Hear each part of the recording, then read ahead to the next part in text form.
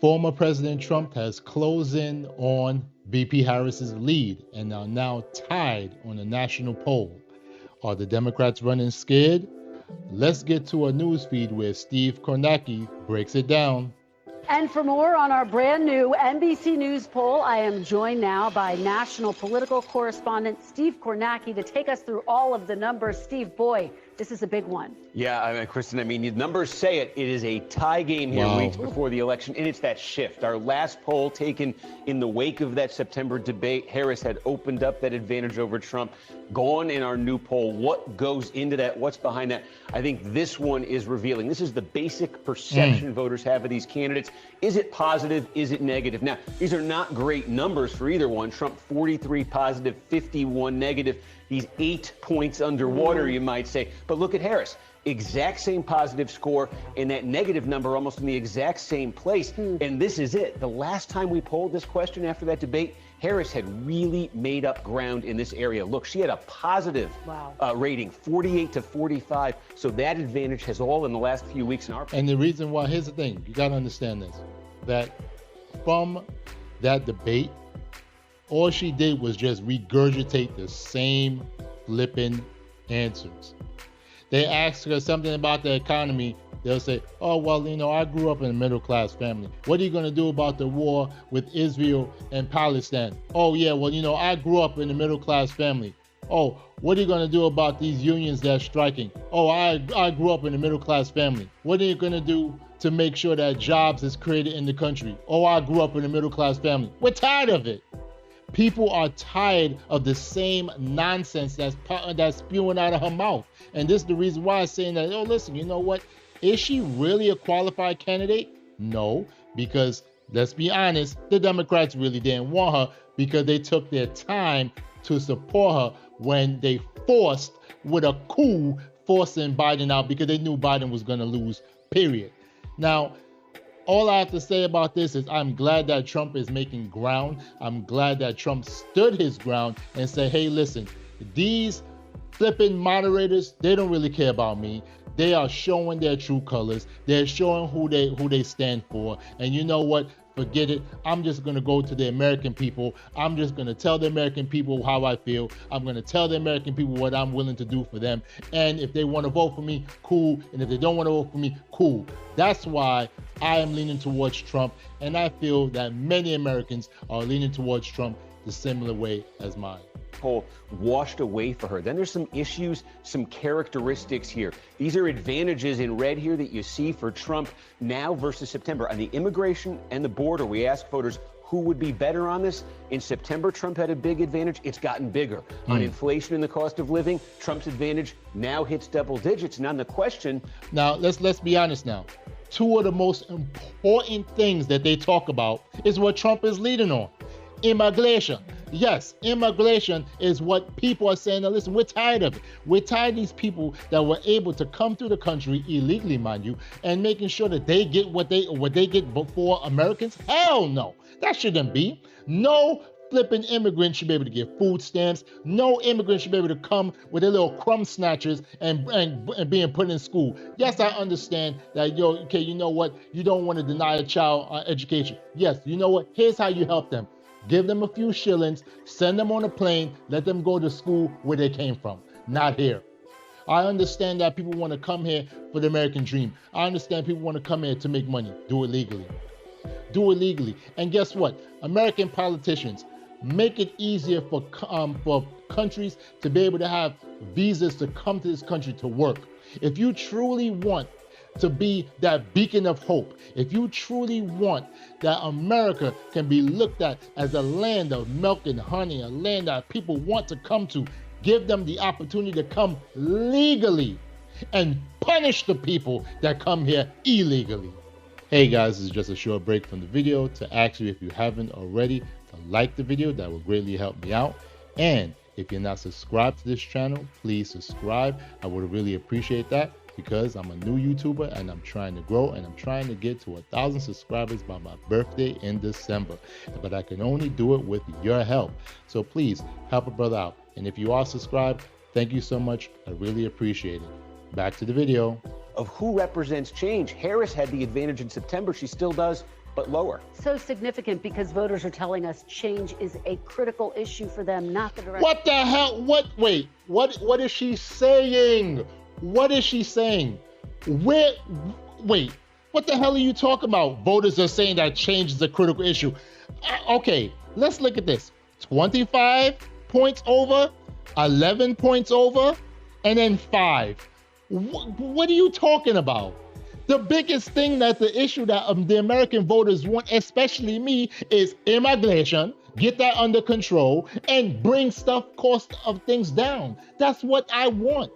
I don't really give a damn who is in office. It could be flipping a Martian. If that Martian is going to say, hey, look, I'm an American and I can run for president and I will create change and I will make sure that immigration goes down and I'm going to make sure that the cost of living is under control, I would vote for him or her. Okay, I'm not afraid to vote for a damn female. I don't care about that. But I'm not going to vote for a female who's cackling and flipping, making us look like fools, because she wasn't even qualified or prepared to do the damn job. Come on, man. All these people, all these black women that's going around talking about, oh, I'm voting for Kamala. Yeah, girl. Boss, girl. Do your thing, girl. Where were you in 2020 when she was running? Where were you? You didn't vote for her. She didn't win not a single primary. She didn't win any. Why? Because they didn't vote for her ass. Even in her home state, they didn't vote for her. So come on, get out of here with that. Don't give me that BS. Shoo, man. You want to be going in there, Steve? No, absolutely not. And maybe a reason for that too is, remember, she's the VP in an unpopular administration. Look, we asked Joe Biden's policies as president, do you think they're helping or hurting your family? Look at that. Almost 2-to-1 say hurting more than helping. His job approval rating is in the low 40s. And then here's the twist. When you ask folks, when Trump was president, were his policies helping or hurting? Look at that difference. 44% say help. That's a big increase. That's 19%. 19%. So 1 in 4 people said that Biden's policies is helping. I want to meet that 1 in 4. And with under President Trump, you had at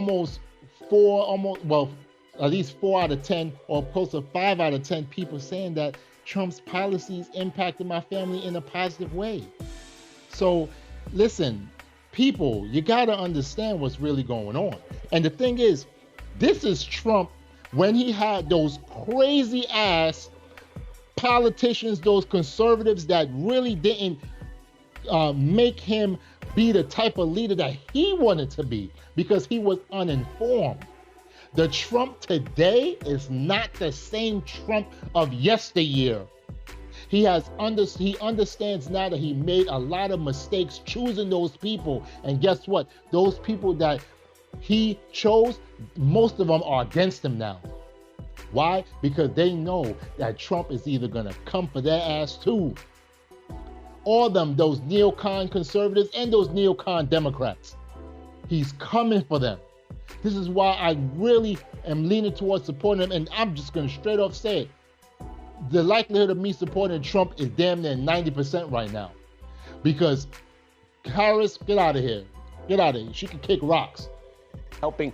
31% say they hurt. So retrospectively, Trump is getting some numbers here. Maybe he didn't even get when he was president. And then this is, in perspective, the challenge that Harris faces. These are the modern vice presidents like Harris, incumbent vice presidents, running while their boss was still in office. And just look, 88, George Bush Sr., his boss Reagan had nearly a 60% approval rating. Bush won. 2000, Clinton was at 60%. Gore didn't win, but he won the popular vote. We can say that. And okay. Let's even talk about Gore. I would have wished that Al Gore would have been president. I really do. Okay? Uncle Bush Jr. was a terrible president. Terrible president who had terrible people around him. Donald Rumsfeld, Dick Cheney, terrible ass people. Terrible people that caused the United States of America to be the way it is. But you know what? We needed Bush. Because we needed to see somebody as idiotic as him to know, let's not put somebody like that in office. And Trump is not like that. Trump is a reformer. He is a reformer, and he is going to do what needs to be done.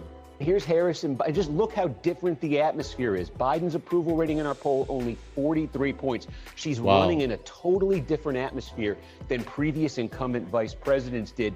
And then we could talk about issues. This is an interesting way. Typically in the past, we've just given folks a list of issues, said, are they important? Here we've asked a question, is this issue so singularly important that it's the entire basis of your vote for president? And you could see abortion comes in number one there. And that's... Wait, where? No. Who the hell they asking these questions? They must be asking young, fast-tailed women these damn questions. Because let's be honest, why is abortion one of the top issues? Because it's not. It's not a top issue. The top issue should be the cost of living. That should be the top issue. Then the second issue should be immigration. That should be the second issue. Then the third issue should be protecting democracy, and then abortion should be last. But what they want to do, what the media wants to do, is to push these things. They want to push it so that you feel that's the issue, because then you won't think about how they're screwing you over in your pocketbooks. You won't think about how these same ass Democrats put in laws to make sure that your money doesn't grow.